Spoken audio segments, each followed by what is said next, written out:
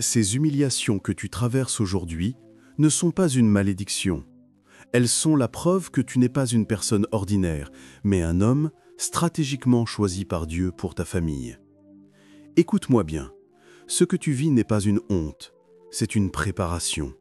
Dieu est en train de bâtir en toi un soldat, un pilier, un libérateur pour les tiens. Reste avec moi, car ce message va ouvrir tes yeux sur ta véritable identité en Christ. Abonnez-vous, aimez et partagez afin d'apporter l'évangile de Jésus-Christ aux nations, car il y aura plus de joie dans le ciel pour un seul pécheur qui se repent. Que la bénédiction de Dieu soit votre partage, dans le nom puissant de Jésus-Christ. Amen. Je dis bien, Jésus va t'humilier. Pour que tu apprennes que les hommes sont des aventuriers. Tu vas regarder les humains, tu dis, ah, la vie c'est incroyable. Donc même celui-là, il n'a plus le temps pour m'appeler. Il n'a plus le temps. Même celui-là ne peut pas venir me voir. Il ne peut pas venir te voir. Même celui-là, c'est moi qui l'ai amené jusque chez les chefs. Il ne peut pas. Pourquoi? Parce que tu es dans une condition qui ne l'intéresse pas. Je veux te dire une chose qui est vraie. Même si des fois les hommes n'aiment pas écouter la vérité. L'être humain, c'est l'intérêt. C'est ça. C'est pour ça que toi, tu n'as pas de force de prier. Donc, en fait, toi, tu es attaché à Jésus à cause de l'argent. L'argent ne peut jamais être une barrière pour aimer Jésus, pour servir Jésus, pour prier, pour être à l'église. L'argent ne peut jamais être, jamais. Tout joker de Dieu, tout homme stratégique dans une famille vivra ça. D'une manière ou d'une autre, des batailles qui vont t'humilier, qui vont créer l'abandon. Les hommes vont t'abandonner.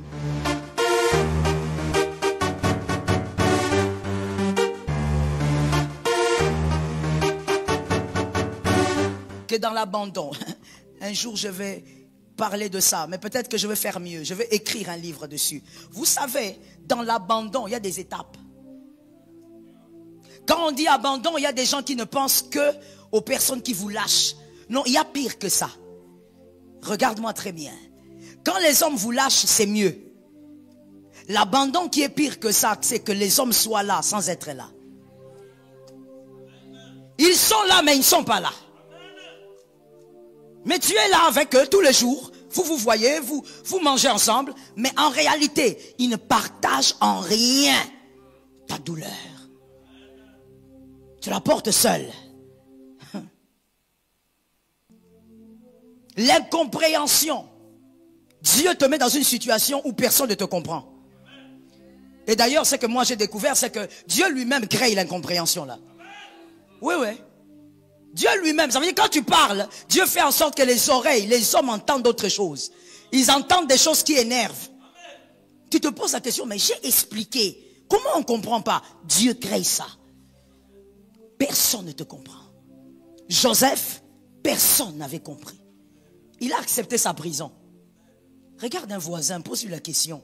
Si Dieu t'éprouve, resteras-tu fidèle jusqu'à la fin? Troisième bataille, je disais, les épreuves particulières. Les épreuves particulières. Tout enfant de Dieu vit des épreuves. Mais ceux qui ont été choisis pour des fondements à placer dans la famille ont des épreuves particulières. Selon Genèse 39, 20. Genèse 39, 20. Ces épreuves sont accompagnées de trois choses généralement. Premièrement, l'humiliation. Deuxièmement, l'abandon.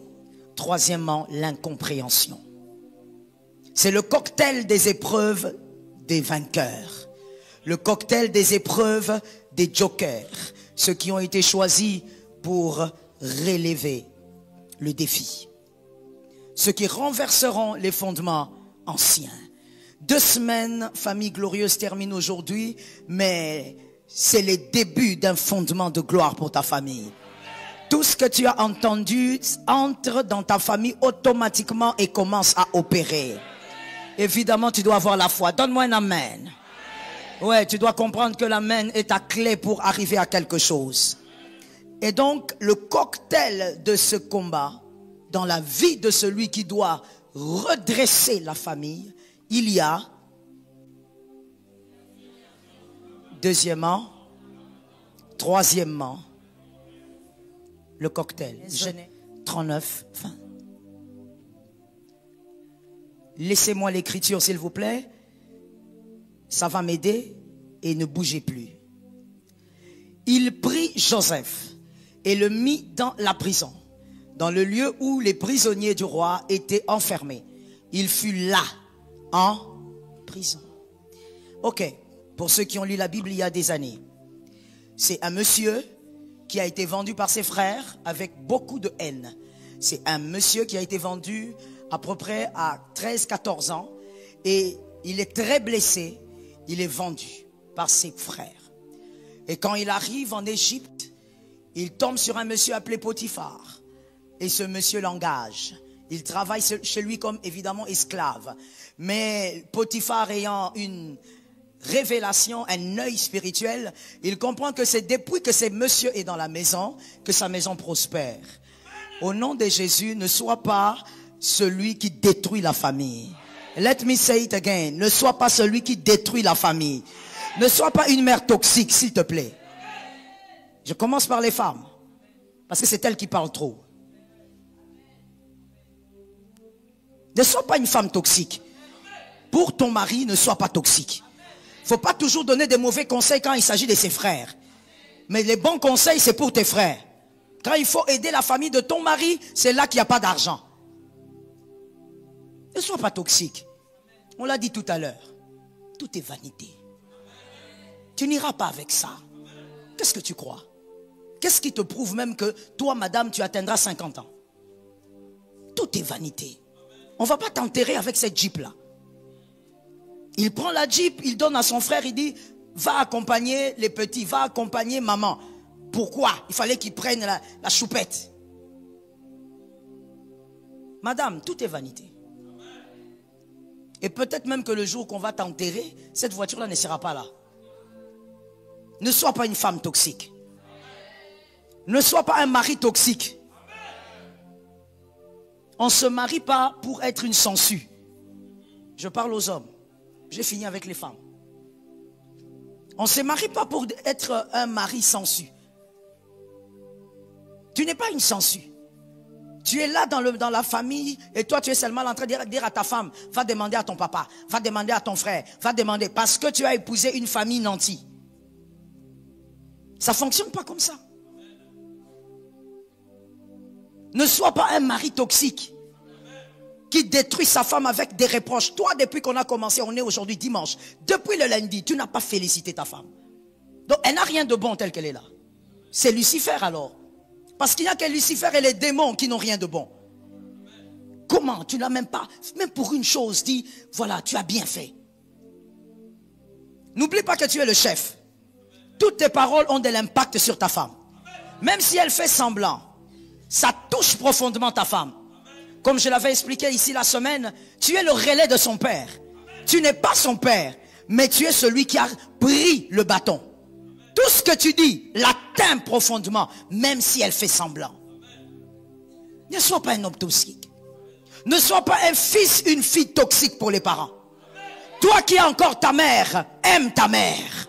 Honore ta mère. Honore ton père. Honore ton père et ta mère. La seule bénédiction qui t'amènera dans la longévité. Donne-moi un amen normal.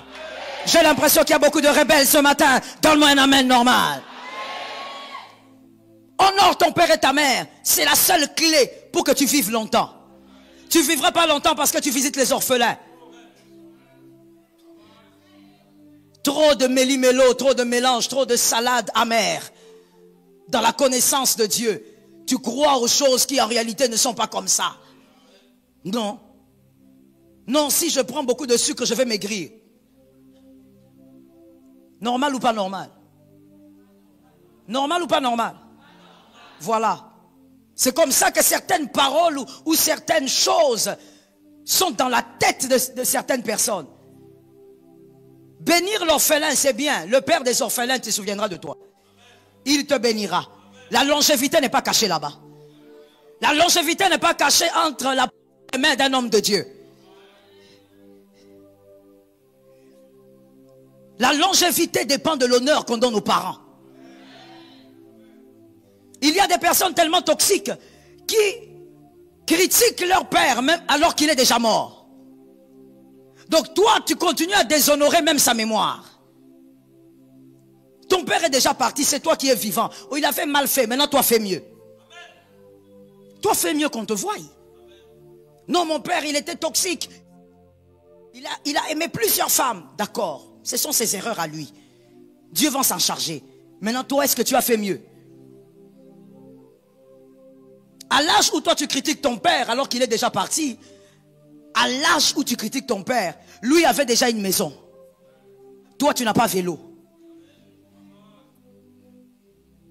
Toi, même la chaussette, tu n'en as pas. La chaussette là que tu as portée, on ne sait pas où tu as eu. Mais le propriétaire viendra chercher à 15 heures à la maison. Mais tu critiques ton père qui est dans la tombe. Honore ton père et ta mère vivant comme mort. Quelqu'un va dire, mort, comment je fais? Tu honores sa mémoire. Sois le fils qu'il rêvait d'avoir. Même s'il ne t'a pas vu l'être, mais aujourd'hui, sois la fille que ta mère rêvait d'avoir. Il y a des personnes tellement toxiques, au nom de Jésus, que Dieu te délivre. Au point où les parents qui sont vivants, ton papa est vivant, mais il ne te fait pas confiance. Quand il veut laisser des responsabilités, il prend les responsabilités, il donne à ton voisin. Mais toi et le voisin, vous avez le même âge. Comment un père peut arriver à ce niveau-là? Qu'est-ce qu'il pense de toi dans son cœur qu'il ne dit pas? Comment un père peut être là et dit, écoutez, monsieur Alain, qui est le voisin, qui a le même âge que toi, il dit, est-ce que tu peux m'aider à aller un peu là-bas au cadastre, fais-moi un peu le document de la part. Oh, mais alors que toi, le fils, tu es là. Qu'est-ce qu'il a dans son cœur par rapport à toi qu'il ne dit pas? Ne sois pas un fils toxique. Dernièrement, je voyais une dame en train de parler avec sa mère, c'était vers Delvaux. Elle causait avec sa mère et à un moment donné, elle fait taire sa mère. J'avais envie de descendre de la voiture et de dire, qu'est-ce que tu fais? J'étais vraiment sur le point de descendre. Quand celui qui me conduisait m'a dit, maman, on va vous filmer. Moi, je crois que c'est le piège qu'il utilise maintenant. C'est de la manipulation. Je dois aller au-delà. Oui, oui, je crois qu'il me manipule maintenant comme ça. Quand je vais faire quelque chose, il me dit, maman, on va vous filmer. Je ne descends pas. Vous ne sentez pas que c'est la manipulation? On va finir ça aujourd'hui. Non, non, il me manipule. Alors il me dit, on va vous filmer. Je m'arrête. Mais j'avais envie d'aller dire à cette femme, est-ce que tu sais que cette femme, sans elle, tu ne serais pas? Est-ce que tu sais ce que c'est une mère? Celle qui a porté la sémence pendant autant de temps. Elle n'était pas obligée. Tu sais combien de mères ont avorté? Les parents, on les honore. Ne sois pas un homme toxique. Ne sois pas un fils toxique. Si on ne t'a pas appris à respecter les parents, la parole de Dieu est là. Respecte tes parents. Respecte les personnes qui ont voulu que tu sois sur terre. Si Ève ne voulait pas, Caïn ne serait pas là. Respecte ces personnes, honore-les. Ton père rêvait à ce que tu sois un homme important, un homme droit, un homme juste. Regarde comment tu es un ivrogne. Vous savez, il y a des ivrognes à domicile. Mais ils ne savent pas que ce sont des ivrognes parce que ça se passe à domicile. Ils boivent comme des trous à la maison. Il boit au point où il ne reconnaît plus les enfants. Mais il ne sort pas dans les bars. Tu ne le verras jamais dehors. Est-ce que tu rêverais que ton fils soit comme ça? Le nom, maintenant, ça sort vite. Mais toi, quand ta femme te conseille qu'il faut aller mollo, ah, toi aussi, laisse-moi, qu'est-ce que tu crois? Donne-moi un verset dans la Bible qui dit, ne sois pas un fils toxique. Let me tell you something. Sois le type de fils, de fille, peu importe ton âge, surtout si tu as la grâce d'avoir tes parents. Waouh, waouh. Après ce culte, tu les honores, tu les appelles et tu dis, maman, merci pour tout ce que tu as fait pour moi. Peu importe ce qu'elle a été. Oui, tu lui dis ça. Tu dis ça à ton père. Tu sais, il faut t'organiser à chaque fois pour être le fils que ton père rêverait d'avoir, que ta mère rêverait d'avoir. Si ta mère voudrait parler de toi, est-ce qu'elle aimerait ce que tu es devenu? Est-ce qu'elle aime ce que tu es devenu? L'édiction de la longévité, c'est dans l'honneur. Honore les parents. Je t'ai déjà dit qu'il faut tuer ces genres de phrases. Mon père a fait beaucoup de mal. Mon père m'a fait ceci. C'est sa vie. Il sera jugé pour ça. Toi, reste un bon fils. Fais ce que les fils de Noé avaient fait. Papa, il a bu comme un trou. Il est ivre mort. Mais nous, on ne voit pas la nudité. Parce que même cette nudité-là, c'est papa. Rien ne change. Même s'il est nu, il reste le père. Tu ne seras jamais fils parce que ton père a fait des erreurs. Plutôt, tu ne seras jamais son père parce que lui a fait des erreurs. Tu ne seras jamais la mère de ta mère parce que ta maman a commis beaucoup d'erreurs. Ça n'arrivera pas. Elle reste la mère. Honore ces personnes. Sois une personne qui impose des nouvelles valeurs. Ne sois pas toxique toi-même. Ce garçon, lorsqu'il a été vendu, il y avait le cocktail de ces trois éléments. L'humiliation et l'incompréhension. Arrivé même chez Potiphar, dégâts. La femme regarde le garçon, elle dit, quel bel homme. Le fils d'Abraham. Comment il est beau comme ça. La femme cherche à détruire la vie de ce garçon. Mais ce garçon qui était dans l'humiliation, ensuite, il a refusé de trahir son Dieu. Certaines personnes ici, Dieu ne t'a même pas amené à ces niveaux. Écoutez-moi bien s'il vous plaît. Parce que dans l'église locale, j'ai découvert depuis des années évidemment, ça fait quand même plus de 10 ans que je suis pasteur. Donc je sais de quoi je parle. J'ai découvert que dans l'église locale, surtout au milieu des ouvriers, il y a des gens qui n'écoutent jamais la parole. Ça veut dire, il est là, tu la vois aussi qu'elle te regarde, mais elle n'écoute pas. Elle considère que je prêche aux fidèles. Et donc, elle ou lui ne change pas. Il faut bien m'écouter. C'est Jésus qui te parle. Malgré tout ça, Joseph n'a pas trahi Jésus. Mais il y a des gens ici, Jésus ne t'a même pas amené à ce niveau où on te vend par tes frères, on t'humilie, on te blesse comme ça.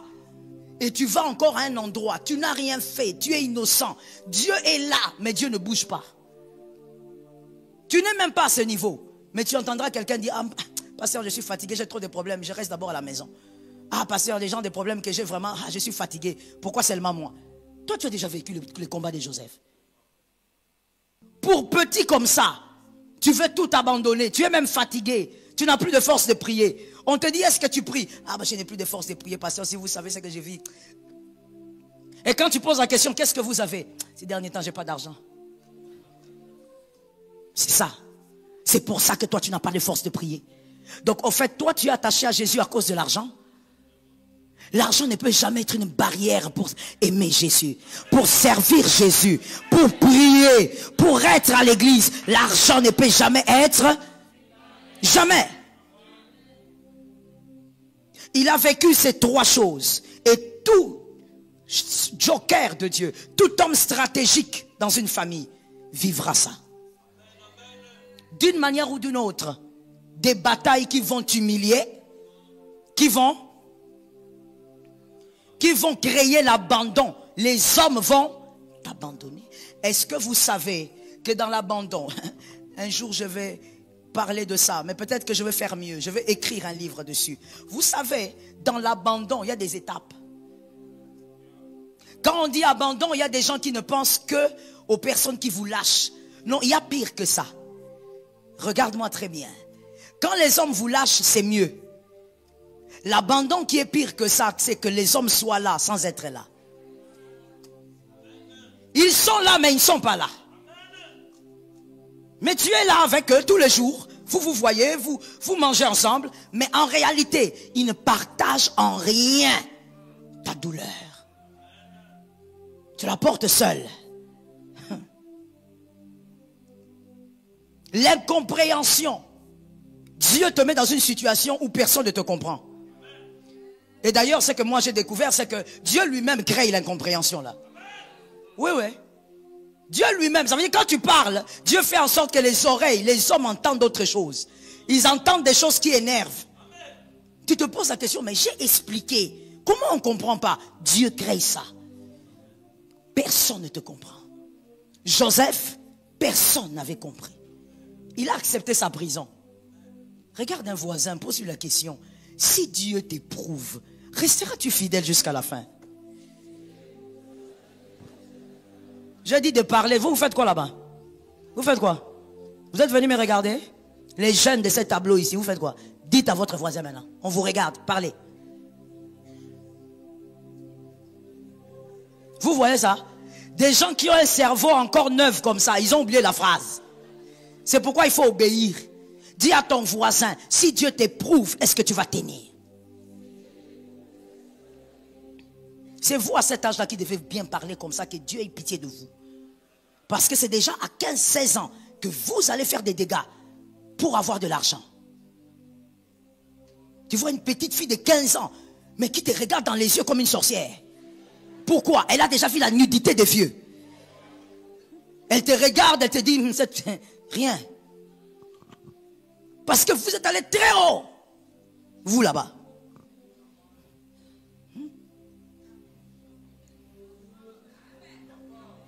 Tu te poses la question, mais comment une petite fille comme ça, je lui parle, mais elle est là. Non seulement elle te regarde, le problème c'est pas qu'elle te regarde, c'est normal qu'on te regarde quand tu parles. Mais elle est là, c'est comme si elle veut entrer dans tes yeux. Pourquoi? Tu es allé prendre ton pépé. Et c'est ce pépé là que tu appelles bébé. Bébé ou pépé? Donc toi tu as laissé même le niveau des jeunes tontons. C'est pourquoi même à l'église quand on dit aux voisins, tu as l'impression que le pasteur Joël, bon, c'est collègue.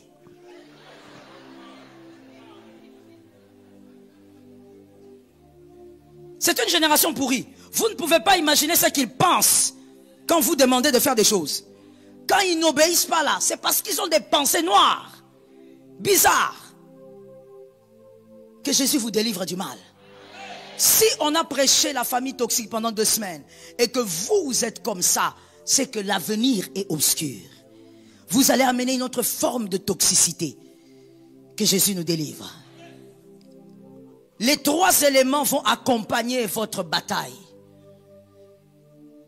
Premièrement, écrivons s'il vous plaît. Nous sommes dans le point 3 et nous pouvons écrire petit a pour ne pas s'embrouiller. Petit a. Afin que l'humiliation t'apprenne que c'est Jésus seul ta fierté. Que c'est Jésus seul ta fierté. Selon Jean 5, 8. Quelqu'un pourrait dire, mais pourquoi me faire vivre ça? Il y a toujours une raison. Et parmi les raisons, pour que Jésus t'apprenne dans le parcours que ta fierté, c'est Jésus. Jean 5, 8, Jésus dit à cet homme, lève-toi, lui dit Jésus, prends ton lit et marche. Ce monsieur est resté malade pendant combien d'années? 38 ans. 38 ans il était là. La piscine agitée, donc il n'a pas de famille pour le jeter. Il a une famille. Il sort d'une famille, mais personne pour l'aider. Et Dieu s'organise qu'il reste là. Pourquoi? Parce qu'après 38 ans, il doit savoir que celui qui est sa véritable fierté, son appui véritable, c'est Jésus. Quand il s'est levé, il a commencé à marcher. Pour les lecteurs de la Bible, rappelez-vous, on lui a posé la question, frère, pourquoi tu tiens ton lit? On est le jour du Shabbat. Pourquoi tu tiens ton lit? Tu vas où? On ne tient pas les lits. Il regarde les gens là, il dit, ne me posez aucune question.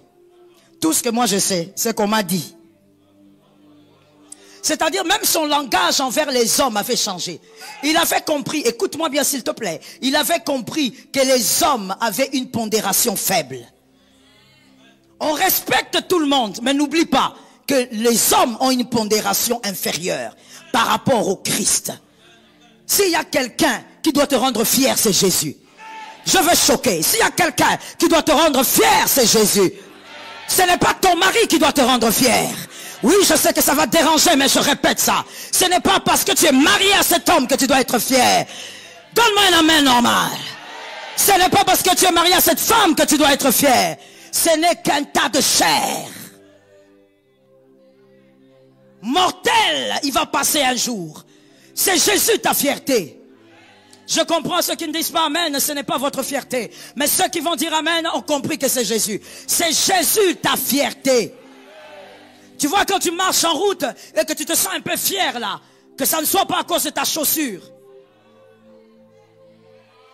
On ne va pas t'enterrer avec. Si tu rencontres des hommes méchants, ils vont t'enterrer pieds nus avec les chaussettes. Voilà, avec les chaussettes. Tu vois les chaussettes blanches là que tu n'aimes pas? On va te mettre ça. La robe façon là que tu n'aimes pas, on va te mettre ça. Et quand on te met ça, tu n'as rien à dire. Ne sois pas fier parce que tu as un habit qui coûte je ne sais combien. Ce n'est rien du tout. Peut-être l'habit avec lequel tu partiras sera très très moins cher. Surtout si tu as des frères toxiques. Ils vont se dire, donnez-lui la veste là de $20. Il est déjà parti. Tous les autres là, gardez, on va vendre. Regarde les niveaux de toxicité. Comme les frères de Joseph. Sois fier à cause de Jésus. Mais tu vois, quand je te parle comme ça, c'est théorique. Alors Jésus, pour que ça soit vraiment ta vie, il va t'humilier. Je dis bien, Jésus va t'humilier. Pour que tu apprennes que les hommes sont des aventuriers. Tu vas regarder les humains, tu dis, ah, la vie c'est incroyable. Donc même celui-là, il n'a plus le temps pour m'appeler. Il n'a plus le temps. Même celui-là ne peut pas venir me voir. Il ne peut pas venir te voir. Même celui-là, c'est moi qui l'ai amené jusque chez les chefs. Il ne peut pas. Pourquoi? Parce que tu es dans une condition qui ne l'intéresse pas. Je veux te dire une chose qui est vraie. Même si des fois les hommes n'aiment pas écouter la vérité. L'être humain, c'est l'intérêt.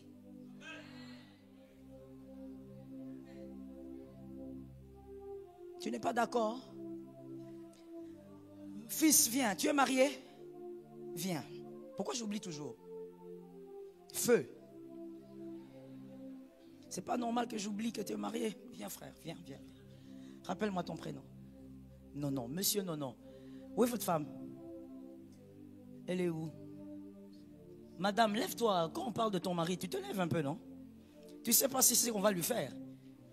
Quand on cite ton mari, directement un peu, prudence, prudence. Tu te lèves. Ah, reste là-bas, reste là. Je vais juste te voir. Vous êtes mignons, hein? Tous les deux, vous êtes mignons. Elle s'appelle comment? Grâce. Ah, la grâce est sur toi. La grâce est sur la maison. Tu vois, quand tu t'appelles Grâce, tu ne peux pas menacer ton mari. Hein? Tu menaces ton... Il y a quelque chose qui se passe ici. Quelque chose qu'on ignore. Et nous ne voulons pas savoir. Point.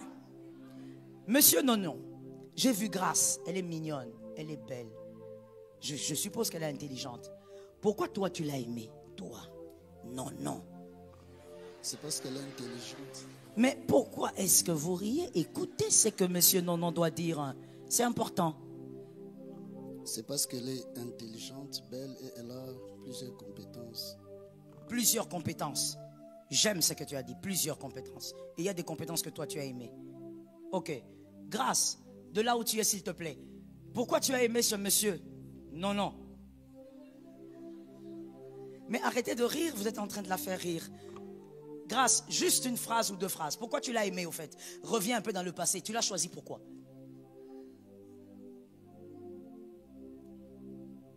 Il sert Dieu avec enthousiasme et volonté. Tu as entendu? Ça veut dire par ricochet.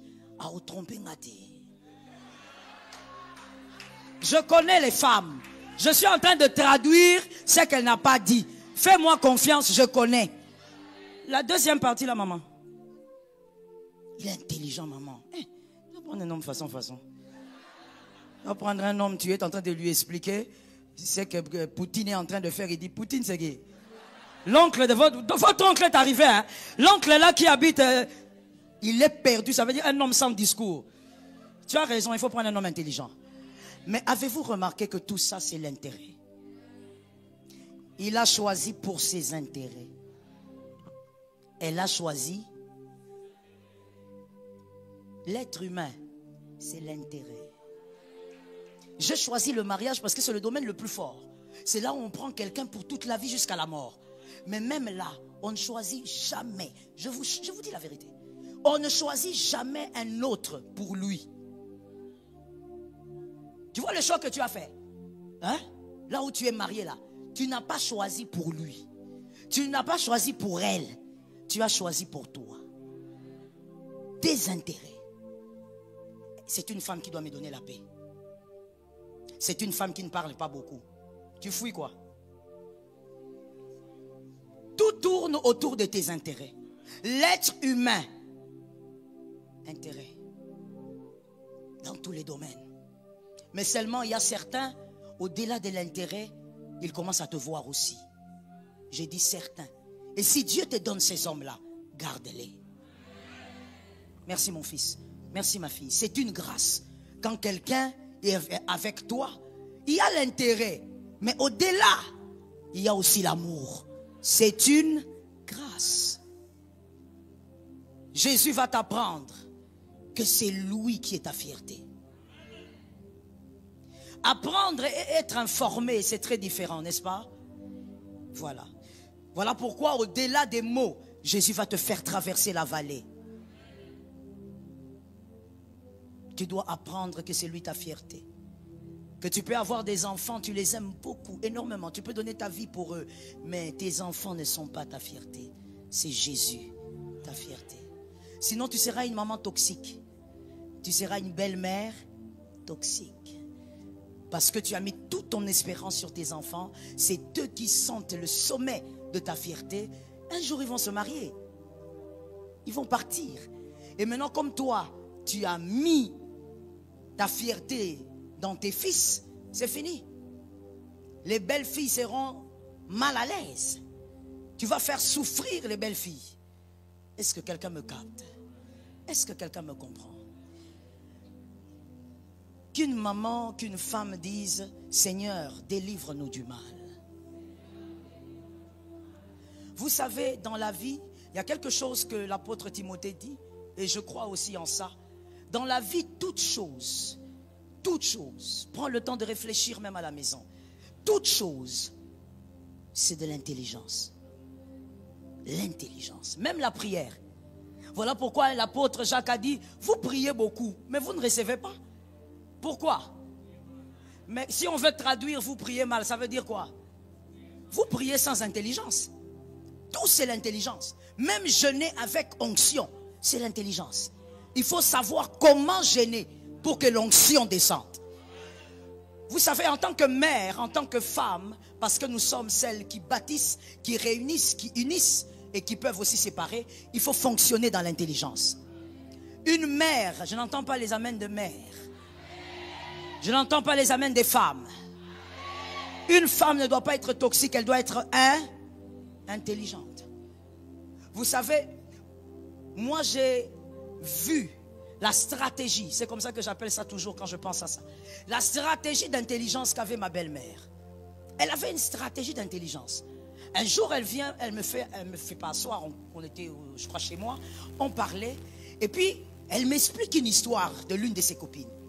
Et elle me dit, tu sais, elle n'a pas compris quelque chose.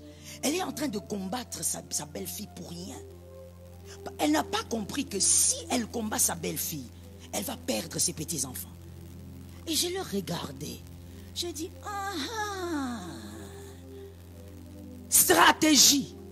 Donc c'est pour ça qu'elle-même, elle était très bien avec nous, ses belles-filles. Pourquoi?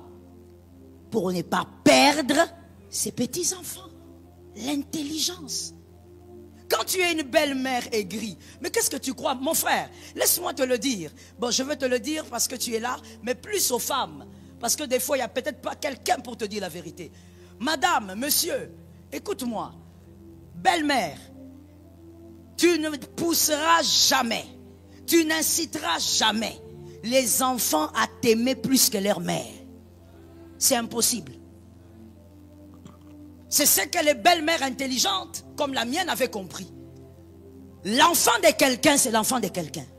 Soit l'oncle, soit la tante, soit les cousins. L'enfant de quelqu'un. Elle a compris, elle a dit, si je joue à ce jeu ici, mes belles-filles ne sont pas parfaites. Mais si je joue seulement au jeu là des belles-mères africaines là, je vais perdre qui? C'est un fait.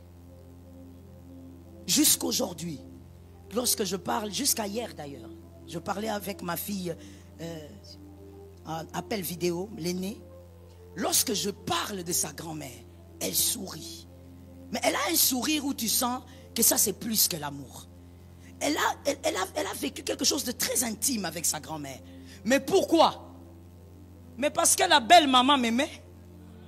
C'est tout. S'il y avait bataille, bataille. Ah mais oui. S'il y avait une affinité particulière, c'est parce que depuis que je suis arrivé dans la famille, ma belle-mère m'aimait. Mais toi maintenant tu es une belle-mère, tu crois que c'est ça être belle-mère? Donc toi on t'a appris que être belle-mère, tu dois venir là, tu fermes le visage. Tu joues avec mon fils toi, tu vas perdre les petits enfants. Les enfants ne pourront jamais aimer quelqu'un d'autre plus que leur père, plus que...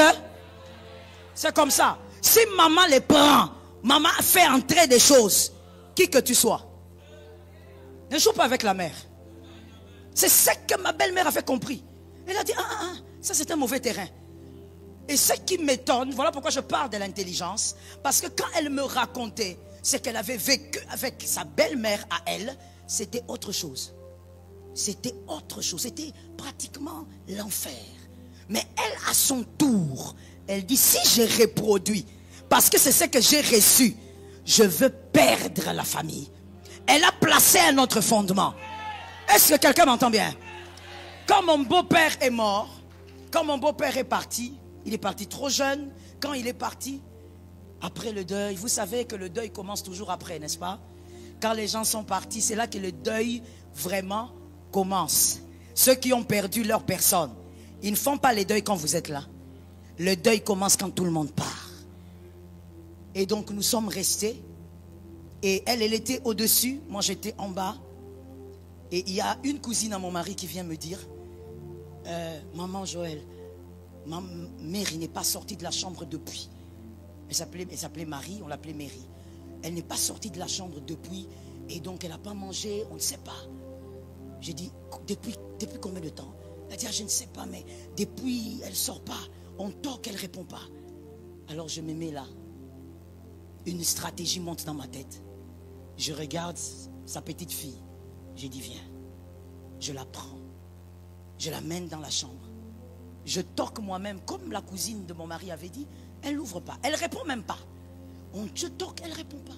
Et puis, j'ai dit à ma fille, quand je vais toquer, elle avait peut-être près de 2 ans, mais pas encore 2 ans, je ne me souviens pas. Mais elle n'avait même pas encore 3 ans.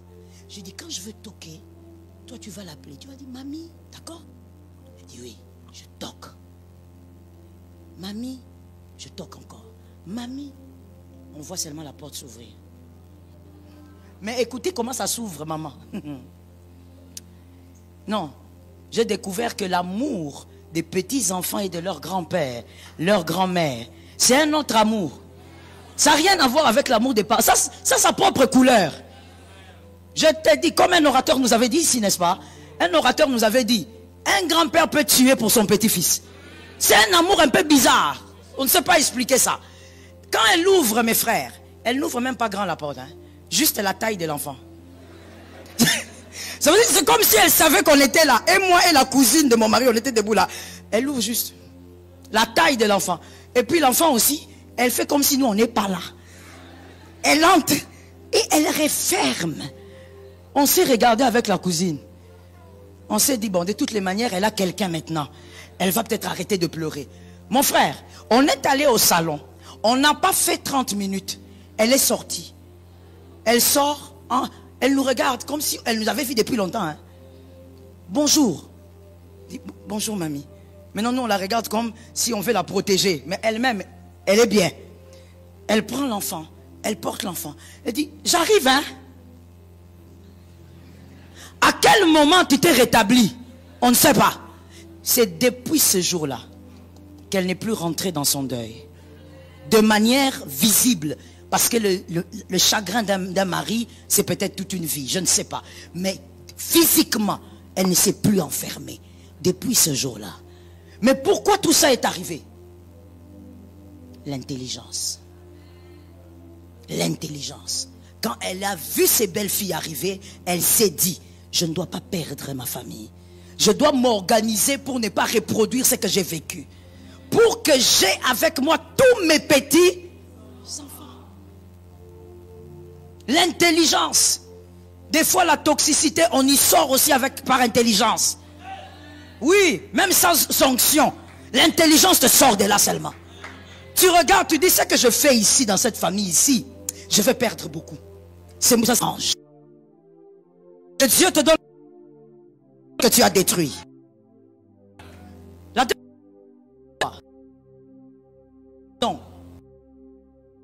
te l'abandon.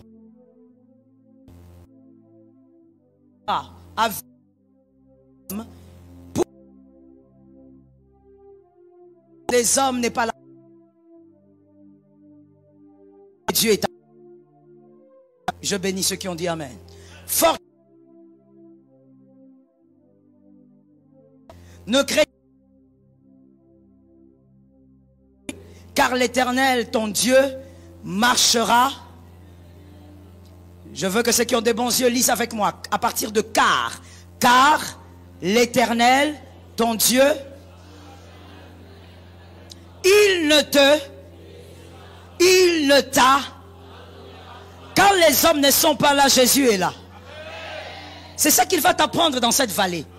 Il va t'apprendre que être entouré des hommes ne veut pas dire aussi que Dieu est d'accord avec toi. Oui, c'est l'erreur que beaucoup de gens font des fois. Que les hommes soient d'accord avec toi, ça ne veut pas dire que Dieu aussi t'acclame. Les hommes peuvent être avec toi, Dieu n'est pas avec toi. Il veut t'apprendre que quand les hommes te lâchent, lui ne t'abandonne pas. Tous peuvent dire, on n'est plus avec toi, mais lui demeure. Il veut t'apprendre à te contenter de sa présence aussi. Quel est ce fils-là qui aime seulement la présence du papa, du voisin? Quand ton propre père est à la maison, tu n'es pas à l'aise. Tu es mal à l'aise comme une fourmi qui doit bouger. Mais quand le papa du voisin arrive, c'est là que tu te sens bien. Qui est ton père? Il y a des gens qui ont très bien répondu avec rapidité. En réalité, ton père, c'est qui? Mais le papa du voisin. C'est clair. Comment toi, tu n'es pas à l'aise quand ton propre père est avec toi? Il va t'apprendre par l'abandon que tu peux te contenter de lui. Au-delà de ton mari, lui. Au-delà de ta femme, lui. Au-delà de tes enfants. Au-delà de tous les hommes que tu connais. Lui, il va t'apprendre. Et quand tu seras avec les hommes, tu aimeras aussi leur présence. Mais tu n'oublieras pas que Jésus est suffisant pour toi. Vous savez qu'il y a des gens qui vivent vraiment dans une crise. Une grande crise intérieure lorsque les personnes les abandonnent. Il y a des gens qui en souffrent énormément. Tellement lâchés. Ils tombent même dans la dépression. Mon frère, tu as besoin de Jésus. Je pense que tu as besoin de mieux connaître Jésus. Si les hommes te quittent, tu tombes dans la dépression. Ah non, tu as besoin de mieux connaître Jésus. Quelqu'un va me dire comment je fais? Lis la parole de Dieu. J'ai posé la question à l'un de mes fils, je crois le vendredi. Je lui ai dit, combien de personnes encore aujourd'hui dans la chrétienté prennent le temps la semaine pour lire la Bible et dire, je vais lire des Genèse à Apocalypse? Combien de personnes avant le coucher lisent la Bible, même un chapitre, il y a de petits livres, et dire, je vais lire des Genèse à Apocalypse? Combien de personnes avant le coucher lisent la Bible, même un chapitre, il y a de petits livres dans la Bible, comme on les appelle les petits prophètes, comme Osée, tu lis la nuit là avant de dormir, tu termines. Tu es devenu trop charnel, pourquoi? Tu es loin des Écritures. Lorsque tu lis les Écritures, tu comprends que si les hommes partent, on ne court pas derrière les hommes. On dit, Jésus, donne-moi la victoire. Et Jésus va combler ton cœur. Il va t'apprendre que c'est lui. Ça a été lui au commencement, c'est lui aujourd'hui, ça sera lui à la fin. Quand ta mère ne te voyait pas alors qu'elle t'aimait dans le ventre, Jésus lui te connaissait. Il t'avait établi prophète.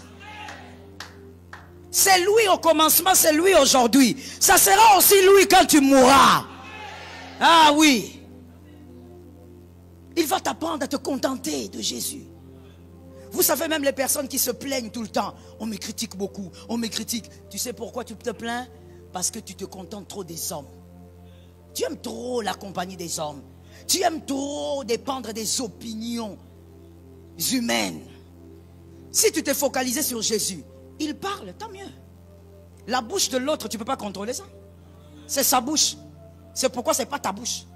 Son cerveau, c'est son cerveau. Mais c'est que toi, tu peux contrôler ton cœur. Garde ton cœur plus que toute autre chose. Car de lui proviennent les sources de la vie. Aide-moi à localiser ton voisin, dis-lui, sois focalisé sur Jésus. Il y a quelqu'un qui va dire, mais vous savez, pasteur, ça fait mal, hein? Quand on parle, on a quand même le corps, on a quand même le corps. Oui, mon frère, voilà pourquoi, parce qu'on a ce corps, voilà pourquoi Jésus a dit, attachez-vous, affectionnez-vous aux choses. Ah. Parce qu'en d'autres termes, vivre sur terre, c'est difficile. Ah oui. Tu vas faire du bien à quelqu'un, c'est cette personne-là qui te détruit. Ça va toucher à ton cœur. Alors Jésus a dit, voici les secrets. Aime les choses du ciel. Aime la parole de Dieu. Aime la prière. Aime les retraites. Aime les séminaires des familles glorieuses. Aime les choses spirituelles. Quand tu aimes les choses spirituelles, tu ressembles aux choses. Je vais te le dire mieux. Celui qui s'attache aux choses d'en haut, on va dire comment? Il crée la cécité face aux yeux de la chair. Il impose aux yeux de la chair la cécité. Mais il ouvre les yeux de l'esprit. Ce qui va faire que au criticaka, ça lui fait ni chaud. Toi, tu peux penser que non, il fait exprès. Il ne fait pas exprès. C'est son naturel. Pourquoi? Il est affectionné aux choses d'en haut. Non, non, vous savez, quand il va apprendre qu'on l'a critiqué partout ici dans les quartiers, en tout cas, ça va bouger. Ça ne va pas le bouger. Parce qu'il est attaché aux choses d'en haut. Il aura mal le jour que Jésus lui dira, je suis contre toi. Mais quand les hommes parlent, il continue son chemin. Tu sais pourquoi toi, tout ce qui bouge. Il y a un orateur aussi qui l'avait dit la semaine. Je pense. On a été énormément bénis. Conduit vraiment par le Saint-Esprit. Il a dit la semaine, je ne sais plus lequel. Toi, on te touche un peu. On m'a touché. On m'a blessé. J'ai mal. On m'a critiqué. Donc toi, tu es toujours blessé au fait. Jusqu'à aujourd'hui. À cet âge-là. Vieux comme toi. Les anciennes barbes que tu as. Jusqu'à aujourd'hui, tu te blesses pour tout et pour rien. Non, on m'a blessé. On te blesse pourquoi? Garde ton cœur plus que toute autre chose. Refuse d'être blessé. Mais quelqu'un me dira, pasteur, je fais comment? Ben, je t'ai donné la solution. Attache-toi aux choses d'en haut. Une fois, il y a l'un de mes fils, il m'écrit, il me dit, maman, il y a, je peux même le citer, c'est Elijah. Il m'écrit, il me dit, maman, je vais recadrer tel. Je lui dis, tu vas les recadrer, pourquoi? Parce que toi, dans ta vie, c'est seulement recadrer. Tu vas recadrer qui encore? Il me cite un nom là d'un monsieur que je ne connais pas. Il me dit, maman, il ne peut pas parler de toi comme ça. Je lui ai dit, tu sais, 1, je ne connais pas. 2, je n'ai pas suivi. Et même là, laisse parler. Comment ça, pourquoi ça te pique? Maman, non, maman, il a dit des choses. Chaque chose a son temps, maman. J'ai dit, oh, le monsieur veut m'enseigner la Bible. Chaque chose a son temps. Oui, je sais que chaque chose a son temps. Mais je ne vois pas pourquoi tu vas te piquer pour ça. Laisse parler. Ça va finir seul. Et quand je reste là, je ne sens rien. Je suis concentré à d'autres choses. Mon frère, la mort ne doit pas me trouver sans que je n'ai achevé la mission. Et je suis concentré. Ah oui. La mort ne doit pas me surprendre alors que je n'ai pas terminé. Au lieu de te concentrer sur ta mission, tu es focalisé sur les futilités, les petites choses qui vont t'amener nulle part. achève ta mission avant de quitter la terre.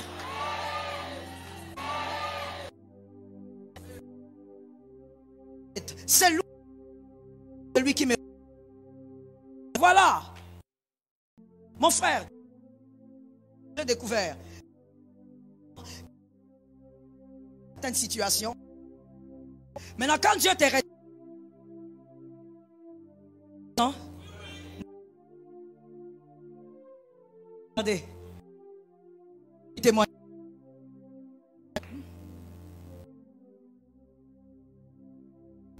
Et puis Dieu les a dotés d'un courage. Oh, ça c'est spirituel. Il te regarde dans les yeux. Maman, je suis là. Maman. Il y a même un autre qui m'a dit, maman, je suis ton enfant. Maman, quoi que tu fasses, moi, na. Je dis, regarde ça. Donc, il a le courage. Et Dieu, je ne sais pas si Dieu lui a donné ça ou comment, mais ces personnes, ne les chassez pas. Dieu a permis qu'ils reviennent voir la restauration. Il faut que Potiphar s'incline devant Sophnat Panéa. Il faut que Potiphar s'incline. Frère, quand les hommes t'abandonnent, c'est là que tu découvres que tu as aussi une autre facette en Dieu. Hein? Des fois, les hommes, ils distraient beaucoup. Hein? Retenez bien ça, s'il vous plaît. Des fois, l'entourage des hommes, là, des humains, les amis et tout ça, ils vous distraient. Il y a des choses que Dieu a mis en toi que tu ne connais pas. Parce que tu es tout le temps avec les gens. Tu causes seulement avec les humains. Le jour où Dieu va créer l'humiliation, les gens partent. Quand tu restes seul, tu es dans ta chambre ou dans ton salon. C'est là que tu vas découvrir. Ozalaramo-yembi. Le type de chansons que tu vas chanter. C'est là que tu vas découvrir les talents cachés. Je te dis, tu vas découvrir que, oh, moi aussi Dieu m'avait donné tel don. L'abandon ne signifie pas que Dieu est parti. L'abandon des hommes veut seulement dire, il est là quand eux partent. Que Jésus te soutienne. Le troisième, et on va finir par là, c'était quoi encore? C'était quoi, s'il vous plaît? L'incompréhension. Ésaïe 55, 8. Tout le monde ne peut pas vous comprendre. Quand tout le monde vous comprend, c'est que le réseau spirituel est brouillé.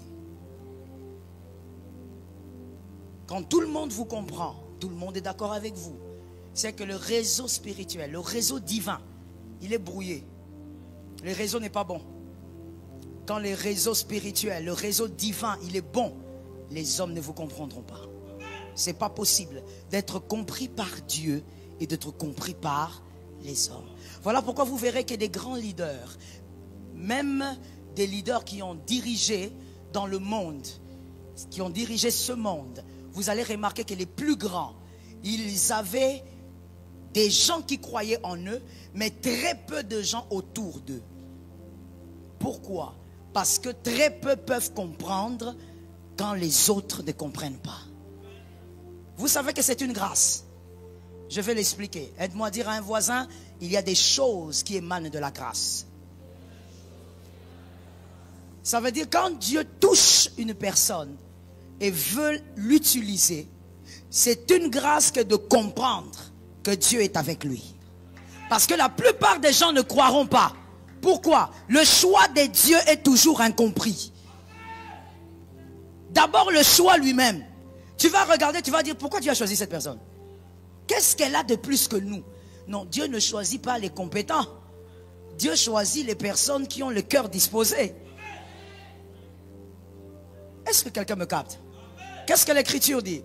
Vous, Ésaïe 55, 8.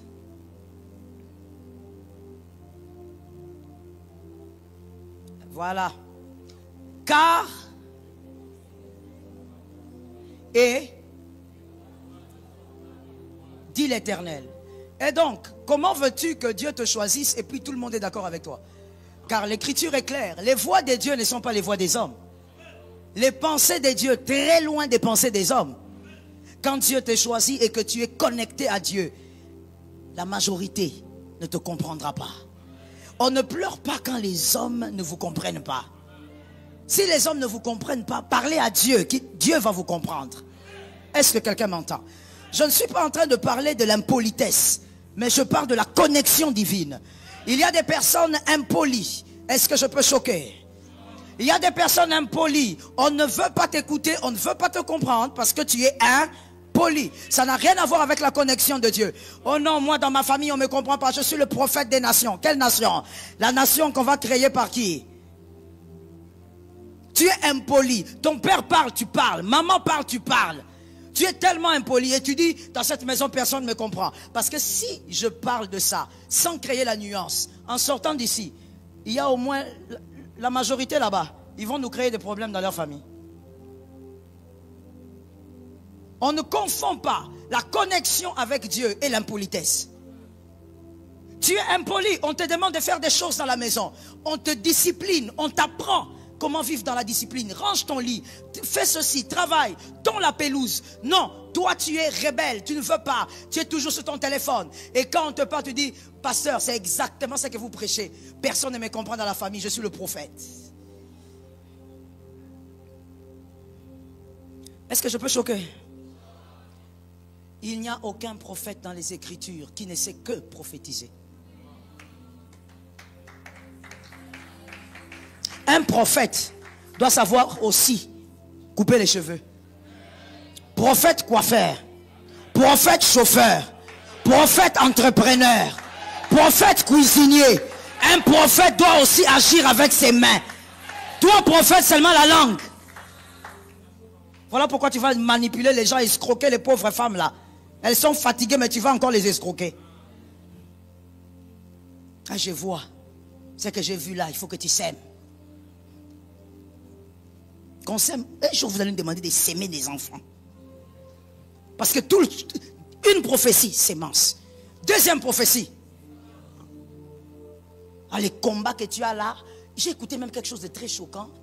Oh mon Dieu, tu vois comme tu es là, tu es combattu. Et comme tu es combattu, on a dit ça à une dame, hein, c'est toujours aux dames qu'on dit. Les dames, soyons délivrées s'il vous plaît. Soyez délivrées, je vous ai supplie. Pourquoi vous êtes la cible? Hein? Pourquoi? Maman Mokolo. Ah, du haut de tes 60 ans. Comment on peut te faire ça? Bref, il a dit à la dame, et la dame elle a osé venir dans mon bureau pour me dire, maman, c'est que le prophète là m'avait dit, donc j'ai amené sa directive, priez pour moi, je vais prendre aussi une autre partie, je vais lui donner. Et c'est quoi au fait? Le prophète lui a dit, tu es très combattu. Il faut que tu donnes une offrande pour racheter tes combats. Offrande de quoi? Ça vient d'où? On t'avait racheté. Toi aussi tu as subi ça, hein? Tu vois, tu n'écoutes pas. Reste avec le pasteur Joël, écoute la parole, tu n'aimes pas. Rachat. Quel rachat? Tu sais que la dame, quand elle me l'a dit au bureau, j'ai regardé la dame. J'ai regardé son âge. Je lui ai dit, Éternel des armées. J'ai dit, madame, vous avez fini? Oui, pasteur, s'il vous plaît, priez. J'ai dit, écoutez, ouvrez cette enveloppe. Elle a ouvert. Elle a sorti l'argent. Je ne te dis pas le montant, je te connais. Elle a sorti l'argent. J'ai dit, mets dans ton sac. Elle me regarde. Elle est terrible aussi, la dame là. Elle regarde un peu le bureau. J'ai dit, madame, vous regardez, vous cherchez qui ici? On est seulement à deux. Mettez dans votre sac. Elle a pensé peut-être que c'est un rituel. Parce que les gens comme ça, ils aiment toujours des choses comme ça. Mais est-ce que je peux vous choquer encore avant de continuer? Si j'oublie, ramenez-moi là-bas, d'accord? Il y a une tribu dans notre pays. Cette tribu est très traditionnelle. Alors même quand ils viennent à Dieu, ils cherchent le bonganga. Vous connaissez. Ah, il va m'amener la bouche. Maman, ces gens-là vont t'amener en enfer, maman, si tu ne fais pas attention. Le pasteur Marianne connaît. Des fois, il m'amenait la bouteille. Maman, prie pour la bouteille. Ça va. Je prie, je déclare le sang de Jésus. Mais après, elle dit, maman, c'est fini? Je dis, j'ai fini. Maman, tu as moi soy dans kati, pardon. Traduction, maman, mets un peu de ta salive dedans. Le pasteur Marianne est témoin. Je regarde la femme, je dis, ma foi a failli être touchée. Surtout que c'était au début de mon ministère. J'ai regardé, j'ai dit, oh Seigneur. Dès que j'ai fini, je suis allé directement. J'ai cherché mon mari. J'ai dit, je suis en danger. Toi, tu veux m'amener en enfer. Tu ne m'as pas épousé pour m'amener en enfer. Il me dit, mais de quoi il s'agit? C'est toi qui veux que je fasse ces choses-là. Moi, je t'avais dit, laisse-moi calme dans l'église. Je me mets là derrière, je suis calme. C'est toi qui m'as amené les histoires compliquées. Il y a une femme qui veut que je mette la salive dans sa bouteille. Il faut que je prie que Dieu me pardonne. Mon mari s'est moqué de moi. Il m'a regardé, il m'a dit, ça, tu en auras encore. Habitue-toi. Tu es pasteur en Afrique. Il y a des gens comme ça. Cette tribu-là est comme ça. Même ici, ils sont comme ça, certains de mes fils et filles qui sont là. Ça veut dire que tu sens que quand tu pries pour lui, il te regarde. Il a envie. Donc, maman fait quelque chose de fort. Ah non. Offrande de rachat. C'est quoi cette bêtise? C'est quoi cette sottise? C'est quoi cette théorie enférique? Il n'y a pas d'offrande de rachat. Jésus est mort et ressuscité. Il est l'offrande. Il est le sacrificateur et le sacrifice. Il est le sacrificateur et le sacrifice. C'est insulter la croix. Quel argent toi tu vas donner pour acheter quoi que ce soit? Il n'y en a pas. Tu donneras combien? Même si tu donnes une parcelle d'1 million de ma campagne, ça ne vaut pas le mal que tu fais. Ça ne vaut pas tes batailles. La croix est suffisante. Il n'y a pas d'offrande pour acheter le péché. Il n'y a pas de sémence pour acheter quoi que ce soit. J'ai dit à la dame, tu mets dans le sac, tu pars avec. Elle dit, oh pasteur, pourquoi? J'ai dit, je t'explique pourquoi. J'ai ouvert la Bible. Je lui ai lu au moins 12 versets. Je lui dis, je continue. Elle-même, la maman me regarde. Elle dit, maman, maintenant, en bref, tu veux dire quoi? Tu entends, non? Tu entends, non? Après 12 versets, hein? Mais elle me dit, maman, en bref, tu veux dire quoi? Je dis, je vais te dire qui t'a menti. C'est un voleur, un manipulateur, le loup au milieu des envoyés de Dieu. Ce n'est pas un envoyé de Dieu. Mais tu sais pourquoi on est arrivé là? Les prophètes, mains vides, qui ne font rien. L'apôtre Paul a dit, je sais vivre dans la richesse comme dans la disette. Tu connais le travail de l'apôtre Paul? Il fabriquait les tentes. Tous les prophètes de la Bible faisaient quelque chose de leurs mains. C'est pour ne pas tomber dans ça. Tu dépends de Dieu. Tu es envoyé pour gagner les âmes. Tu n'es pas envoyé pour dépouiller les poches. Tu n'es pas envoyé pour dépouiller les sacs. Dieu n'a pas dit, Dieu n'a pas dit. Donne-moi un amen normal. Quand tu as été envoyé par Dieu, tu te focalises sur le ciel. Tu prends ce que le ciel te donne. Ce que le ciel n'a pas donné, n'a pas donné. Que Jésus nous donne la victoire. Les hommes, quand ils ne vous comprennent pas, et ce n'est pas par impolitesse, mais parce que vous êtes connectés à Dieu, vous dites des choses que Dieu vous a dit, mais les hommes ne vous comprennent pas. Ce n'est pas grave. Focalisez-vous. Il est très possible que dans cette incompréhension, qui est n'importe qui, votre père peut être dedans, votre mère peut être dedans, votre mari, votre femme peut aussi être dedans.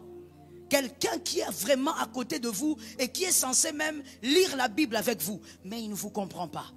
Car lorsque Dieu parle à un seul homme, il attend qu'un seul homme bouge.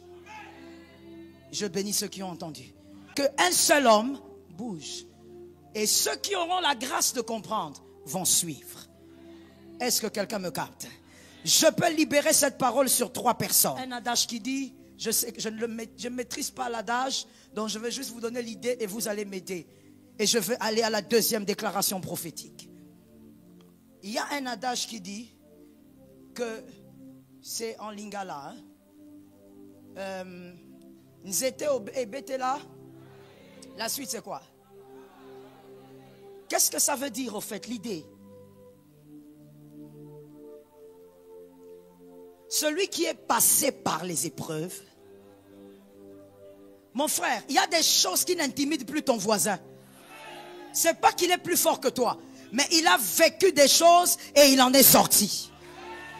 Aujourd'hui, il y a des épreuves que ton voisin ne tremble pas devant. Pourquoi? Il a vécu la vallée et il est sorti. puisque tu as vaincu ces choses, tu vaincras encore ce qui va arriver. Je déclare la deuxième prophétie. Tu ne mourras pas dans cette vallée-là. Tu vaincras cette vallée et tu seras assagi. Tu vaincras la vallée et Dieu te fera grandir. Tu vaincras cette vallée, il y a des portes qui vont s'ouvrir. Troisième déclaration prophétique, ça tombe sur tes enfants. Ça tombe sur les enfants de tes enfants. Jusqu'à la 5e génération. Tu ne lâcheras jamais le Seigneur. Tu t'accroches à Dieu malgré les batailles. Malgré les combats qui vont s'élever cette année, tu t'accroches. Malgré les larmes, tu t'accroches. Malgré la disette, tu t'accroches. Malgré la douleur, tu t'accroches. Malgré la maladie, malgré la douleur, malgré les querelles, malgré les conflits, peu importe ce qui arrivera cette année, toi tu t'accroches à Dieu. On ne va jamais te voir loin de Dieu. Mets ta main sur ta poitrine. Marazi, je bénis ta famille. Aujourd'hui, en ce dernier jour, je sais que tu as adoré correctement. C'est moi qui te bénis aujourd'hui. Pour ceux qui étaient là la semaine, ils avaient compris que la bénédiction, c'est tout. C'est tout ce dont tu as besoin. La bénédiction. Je veux aller par palier. Que chacun prenne selon son couloir. Dehors, dedans, en distanciel. Je déclare, au nom de Jésus, si tu n'as jamais été béni par une mère, je prends la bénédiction maternelle et je déclare au nom de Jésus, tu seras grand, amen. Tu seras puissant, amen. Tu seras fort, amen. Tu t'attacheras à Dieu, amen. Tu es le modèle de tes frères, amen. Tu es le pilier de tes frères, amen. Tu es la force des autres, amen. Tu iras plus loin que tes frères, amen. Tu iras plus loin que tes précurseurs, amen. Tu iras plus loin que ce que tu admires. Amen. Tu ne seras pas dans le trouble. Amen. Tu ne seras pas tourmenté. Amen.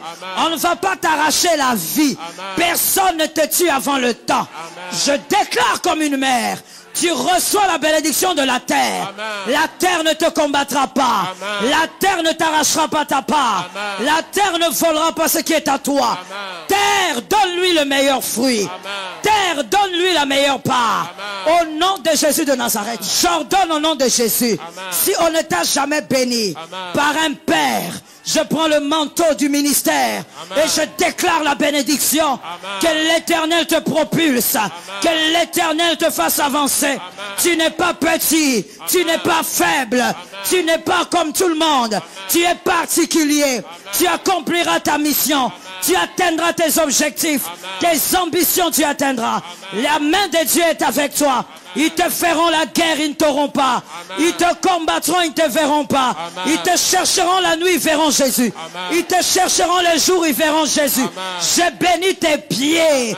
Arrête d'aller là où c'est stérile. Amen. Arrête d'aller là où on ne te voit pas. J'impose ta visibilité. Amen.